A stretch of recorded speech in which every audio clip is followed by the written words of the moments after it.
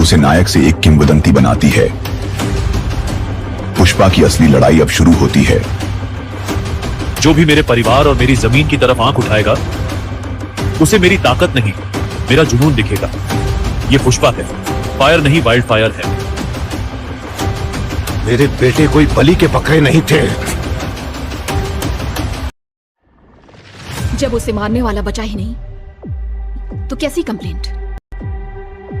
वो असली मर्द होता तो अकेला मुझसे लड़ने आता, लेकिन तू तो पूरे गांव को साथ ले आया। आपने त्योहार में इतने पटाखे नहीं देखे होंगे जितने वहां पर कटे सिर मिले।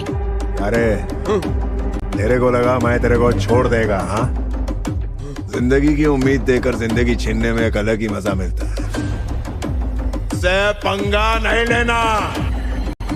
एक धोखेबाज ने पुष्पा के सामने उसका घर और उसका परिवार सब कुछ छीन लिया।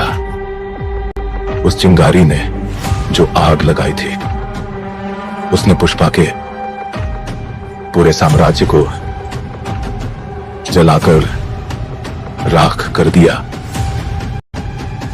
पुष्पा को शिकार बनाने का अब वक्त आ गया है।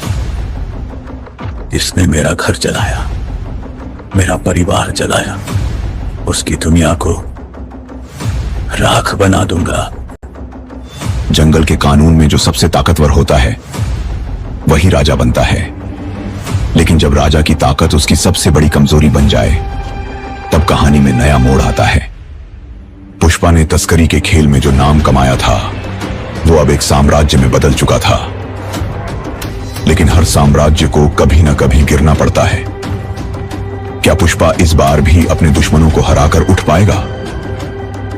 यह सिर्फ एक आदमी की कहानी नहीं, बल्कि एक ऐसे संघर्ष की कहानी है जो उसे नायक से एक किंवदंती बनाती है।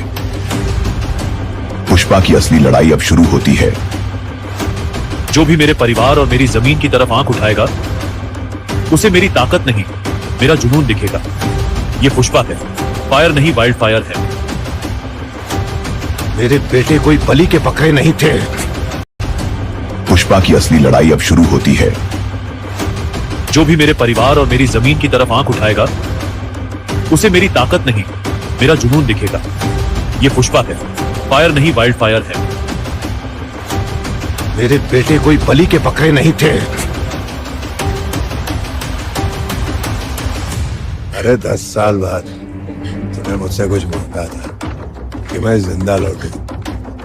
ऐसे 100 वार खा के भी मैं मरूंगा नहीं।